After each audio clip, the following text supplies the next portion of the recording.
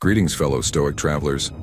Have you ever wondered why some relationships feel like a breath of fresh air, while others seem to drain your energy? What if I told you that the ancient Stoics had a roadmap for identifying the types of people who could either elevate your journey or set you back? Intriguing, isn't it?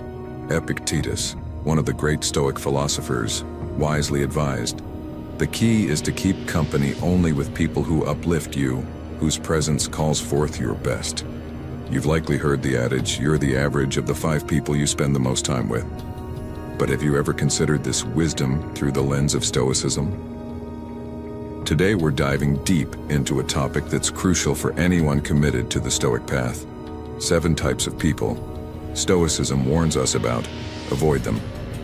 We'll explore who these individuals are and how they can derail your progress in Stoic philosophy.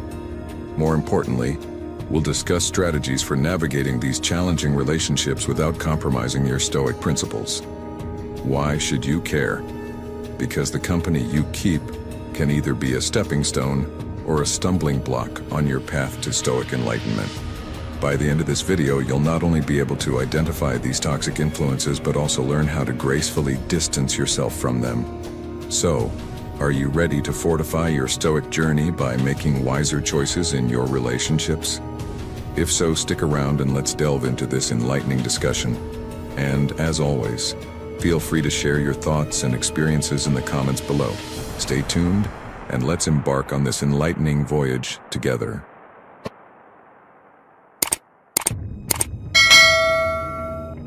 Have you ever felt like you're carrying a heavy cloud of negativity just because someone close to you can't stop complaining? If so, you're not alone.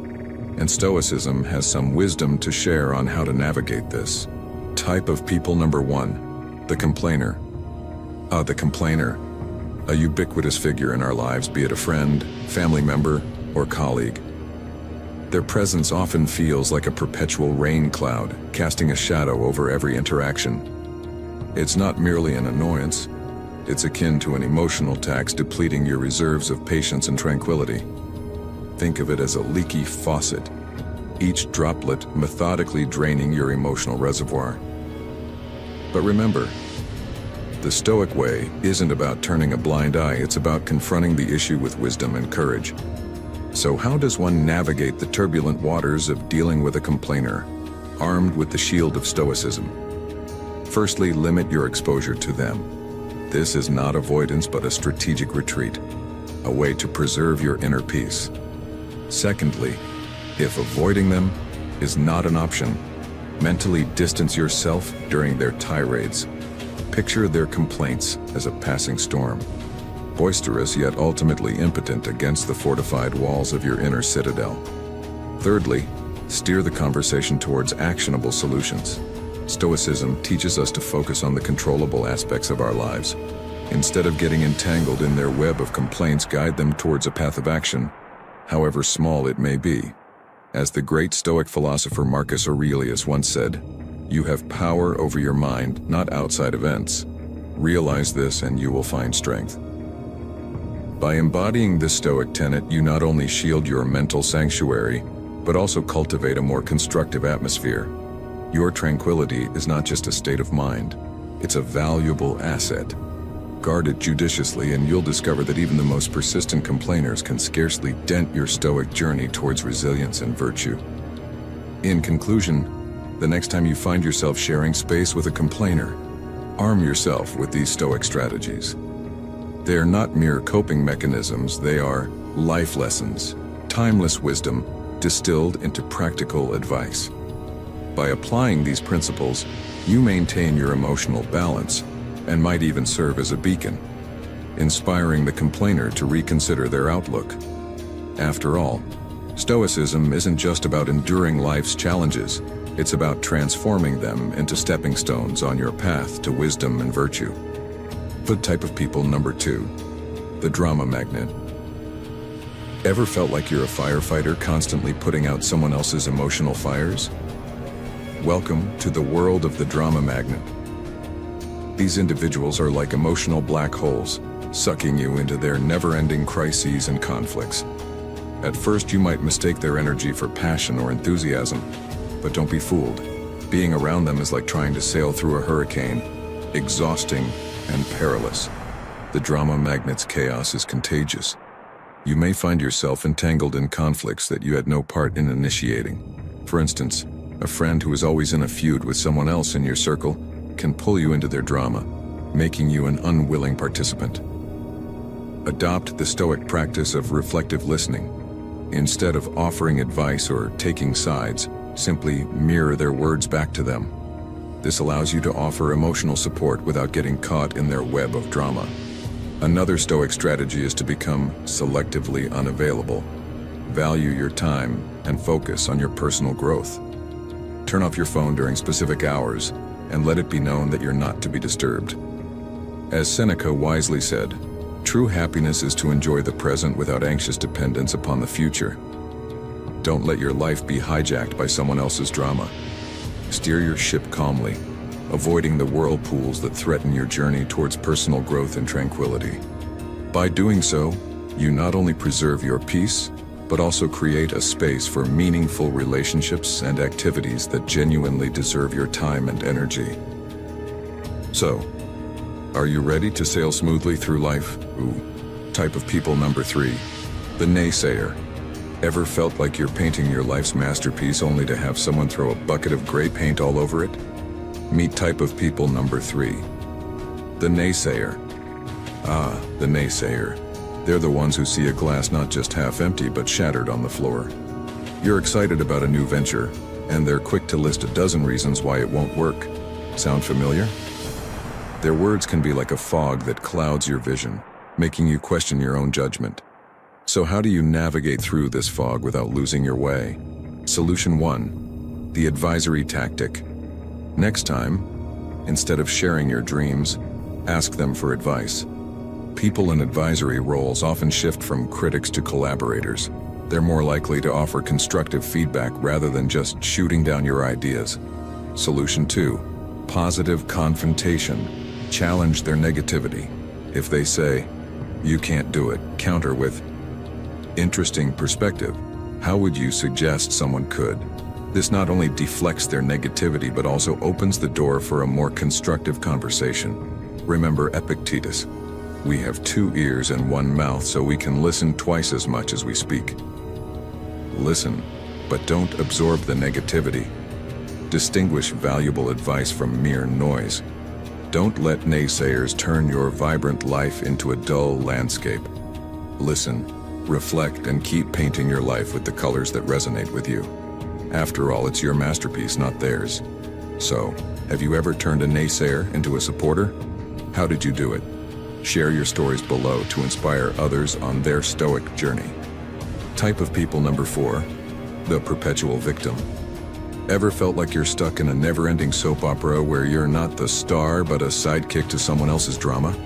Welcome to the world of the perpetual victim. This individual has mastered the art of blaming the universe for their woes. They're the ones who say, "Wait, why does this always happen to me?" Or, "I'm just unlucky, it's not my fault." While it's true that life throws curveballs at us, the perpetual victim uses these challenges as an eternal get-out-of-jail-free card. They avoid accountability like it's the plague. So how do you deal with such a person without losing your sanity? Stoicism teaches us the principle of compassionate detachment. Show empathy, but don't get entangled in their web of excuses. Offer a listening ear, but refrain from becoming their go-to problem solver. Marcus Aurelius once said, "The best revenge is to be unlike him who performed the injustice." If you find yourself being pulled into their narrative, remember, you have the power to write your own story. Don't let their mindset dictate your actions or beliefs. In the chessboard of life, being perpetually in checkmate is often a choice, not a fate. Keep your pieces moving forward, make strategic sacrifices when necessary, and play not for revenge or pity, but for growth and wisdom. By doing so, you not only preserve your mental peace, but also become a beacon of resilience and empowerment for others. So, the next time you encounter a perpetual victim, remember these Stoic principles. They won't just save you time and emotional energy, they'll also enrich your life with wisdom and tranquility. Type of people number 5, the toxic positivist. The toxic positivist, you have met them. They're the ones who sprinkle your life with an overdose of sunshine, rainbows, and a parade of emojis. They're the self-appointed guardians of good vibes only, telling you to just be happy when you're navigating the stormy seas of life. Imagine your life as a lush, intricate garden. It has its blooming roses, but it also has its weeds and pests. The toxic positivist? They'll tell you to ignore everything but the roses. Why focus on the weeds when you can enjoy the flowers? They chirp. While their words may sound like an uplifting mantra, they can actually make you feel as if your emotions have been tossed aside, leaving you disconnected from your own reality. Let's say you're grappling with a heart-wrenching breakup. Their advice? Plenty of fish in the sea. Just keep smiling. This kind of relentless positivity glosses over the intricate tapestry of human emotions and the very real challenges life throws our way. So, how do you protect your emotional garden from being trampled by the toxic positivist's reckless sprinkling of good vibes only? One effective strategy is to engage them in a conversation that honors both the light and the shadow. If they tell you to look on the bright side, you can respond with, "Yes, I'm grateful for the good in my life, but it's also okay for me to acknowledge and feel my pain." Both can coexist.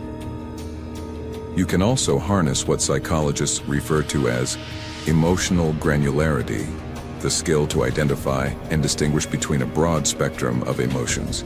When the toxic positivist urges you to just be happy, take a moment to recognize and label your nuanced feelings, saying, "I'm feeling melancholic today because of X, and that's perfectly okay," can be a liberating affirmation. Seneca once articulated, "True happiness is to understand our duties toward God and man, to enjoy the present without anxious dependence upon the future." Notice the equilibrium here. Stoicism isn't about fixating solely on the positive or the negative. It's about navigating life's complexities with equanimity. The next time a toxic positivist showers their confetti of forced positivity over your well-tended emotional garden, take a step back. Remember, a garden needs both sunshine and rain to thrive. Embrace your full emotional spectrum and continue to nurture your inner world with the richness and complexity it rightfully deserves. This balanced approach not only enriches your life, but also makes you a beacon of authentic positivity. Type of people number 6, the manipulator. The puppet master. Don't let them pull your strings. Picture your life as a movie script, where you're the star, the director, and the scriptwriter. You've got a vision for your storyline, complete with plot twists, allies, mentors, and a grand finale. But wait, enter the manipulator, the shadowy figure who stealthily rewrites your script, derailing your life's narrative without you even noticing. The manipulator is a maestro of emotional and psychological chess. They employ tactics like flattery, guilt-tripping, or even deceit to steer you in a direction that serves their interests. Ever had a friend who always convinces you to foot the dinner bill saying, "You're so successful this won't matter to you, but it'll make my day"? Slowly but surely, you realize your generosity has been exploited, yet confronting them feels awkward because they've framed it as a favor to a friend in need. Navigating the labyrinth of manipulation is no small feat. One effective strategy is fogging, a technique that involves acknowledging any truth in the manipulator's statements but resisting emotional coercion. If they say you're so successful you should cover dinner, a poised response could be, "You're right, I've been doing well, but let's split the bill as usual." Another tactic is to establish and enforce clear boundaries. If they ask for money or commitments you're uncomfortable with, assertively say no while maintaining a calm tone. "I can't lend money, but I can offer emotional support," sets a boundary while preserving the friendship. Epictetus, the Stoic philosopher, cautioned us, "We cannot choose our external circumstances, but we can always choose how we respond to them." The manipulator thrives on your predictable reactions, your kindness, your guilt, your need for approval. By choosing to respond differently, you reclaim your narrative, your life, your script. If you discover a manipulator lurking in the wings of your life's stage, remember, you hold the pen. Your life's script should be guided by your values and decisions. Reclaim your narrative and don't let anyone else dictate your storyline. By doing so, you not only regain control, but also become a beacon of self-empowerment, inspiring others to do the same. Type of people number 7, the time vampire. Have you ever felt like your day was a well-orchestrated symphony, only to have it disrupted by a rogue musician? Enter the time vampire, the 7th type of person Stoicism warns us about. This individual doesn't necessarily have malicious intentions, but their disregard for your time can throw your entire day into disarray. They're the coworker who turns a quick chat into an hour-long monologue, or the friend who consistently cancels plans, leaving you with a void in your schedule and a sense of frustration. So how do you protect your time without appearing rude or unhelpful? The key is to set clear boundaries. When approached for help, you might say, "I can allocate 15 minutes to assist you, but after that I must return to my tasks." This approach not only sets a time limit, but also offers a helping hand. Another effective strategy is to foster independence. Instead of spoon-feeding them the solution, guide them toward finding it themselves. A simple, "Have you consulted the manual?" The answer might be in there, can empower them to take initiative, reducing their reliance on you. Stoicism, as a philosophy, places immense value on time management. Seneca, in his enlightening essay on the shortness of life, reminds us that it's not that we have a short time to live, but that we waste much of it. The time vampire often unintentionally contributes to this wastage. By establishing boundaries and promoting self-reliance, you not only safeguard your time but also enrich your life's melody. This allows you to live in harmony with Stoic principles, making the most of the precious time you have. After all, your life's symphony deserves to be played without interruption. As we close this chapter on the 7 types of people Stoicism warns us about, let's not just be spectators of this ancient wisdom, but active participants in applying it. Stoicism isn't merely a subject to be studied. It's a way of life to be lived. Take a moment to reflect on your relationships. Are they serving your higher purpose? Or are they obstacles on your path to tranquility and virtue? Use the Stoic principles we've discussed to evaluate and, if necessary, recalibrate your social circle.